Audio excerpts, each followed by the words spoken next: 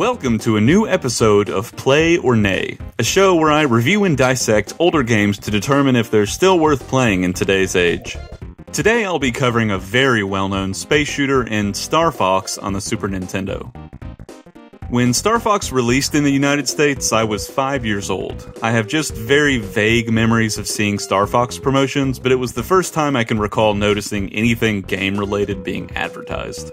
The Star Fox launch was huge, with Nintendo reportedly having to literally parachute copies to some retailers to meet pre-order demands.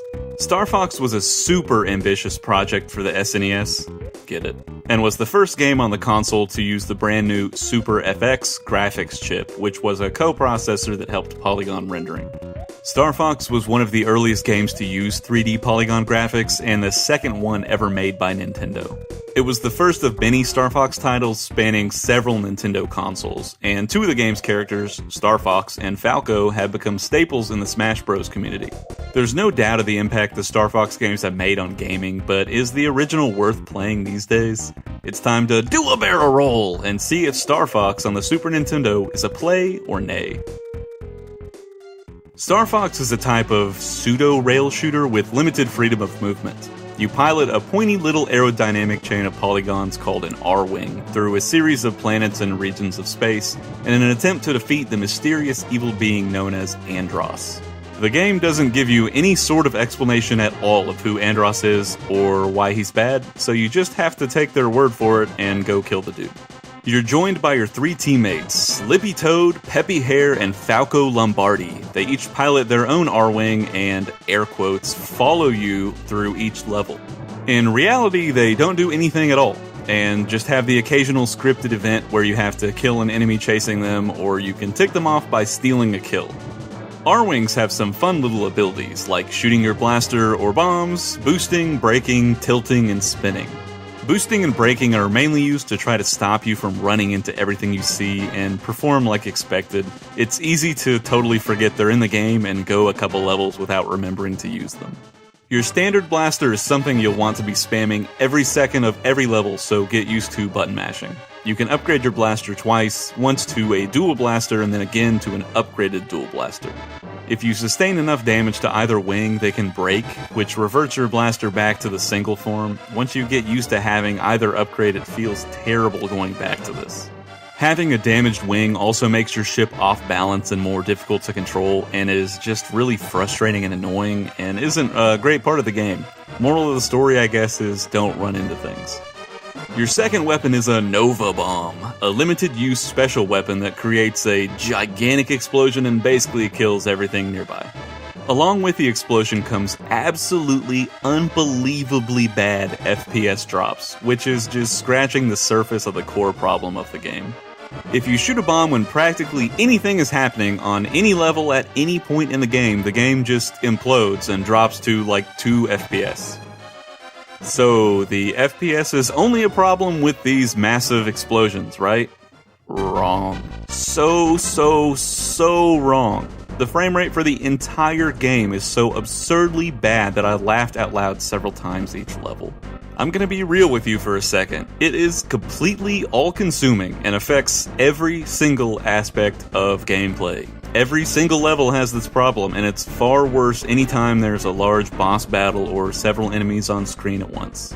It slows down gameplay, makes controls feel clunky, and even affects shooting. You have to aim ahead of enemies to reliably hit them, though I'll admit you get used to that pretty quickly, but it still just really sucks to deal with. Trust me, I love Star Fox. I understand that Star Fox was one of the first games to use 3D polygons, and I understand that the Super FX chip tried as hard as they could to fix this, and I totally get that this was jaw-dropping back in 1993, but man, it is just overwhelming these days. Star Fox's graphics are all made up of these 3D polygons, which just didn't age well at all. It's hard to know what's going on, what is an enemy and what's a teammate flying in front of you, what kind of power-up is floating there, or if the blasters you see are yours or the enemies. It's just a big visual laggy mess that has not held up. That's not to say that the enemy and boss designs aren't creative or executed in cool ways, because they are.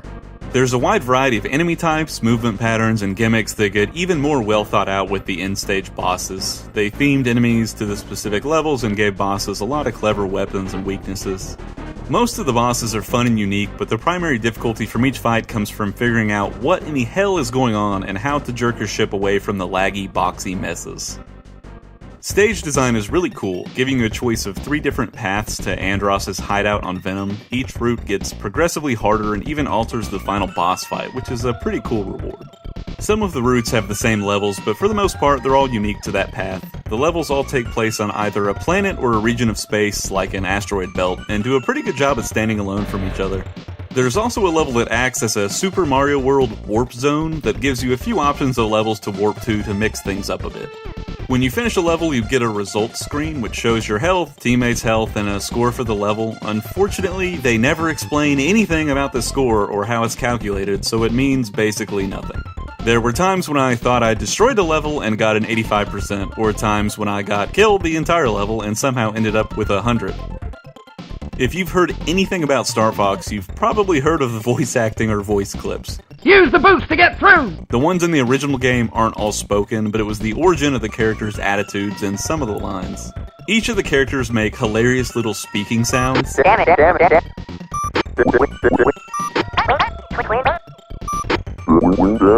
And the few recorded lines of dialogue are pretty iconic.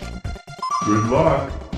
On the more annoying side, each of your teammates only says like 2 different things the entire game, and all of the well-known voice clips are from Star Fox 64. Don't fly too low, your ship can't take it!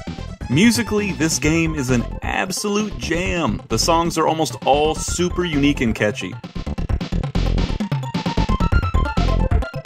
Plenty of them were remixed in later games or made it to the Smash Bros. Games.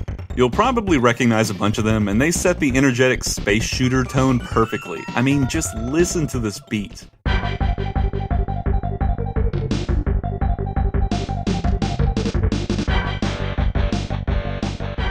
Star Fox was the birth of a classic series, and a frontrunner of the 3D polygon style of games. It did almost everything right and introduced a bunch of really creative concepts into a space shooter and made the genre more accessible for the masses. The gameplay was revolutionary, especially on the SNES, and the enemies, bosses, and music all provide plenty of flavor into the Star Fox universe. However, game-changing as it was in 1993, time has not been kind to the original. The graphics just look ugly and you can't hardly tell what's going on. The system and game just can't handle all the 3D polygons, and it's just a slow and laggy trek through space. Star Fox 64 was essentially a remake of this game and improved on every single feature. I'll take some heat for this, but unless you just want to see where the series started, there just isn't any reason to play the original over the N64 version. Thank you for watching my video. If you liked what you saw, please like, subscribe, and click the bell to see when I post new videos. I'll be reviewing tons of older games to see how they've held up over the years and see if they're still worth playing these days. Some games I'll be covering in upcoming episodes are Goof Troop, Secret of Evermore, Super Ninja Boy, The Flintstones Treasure of the Sierra Madrock, and Illusion of Gaia. Your support for these videos goes a long way in their creation, and I really appreciate you taking the time to watch. That's all the time I've got for today, but I'll see you on the next episode of Play or Nay.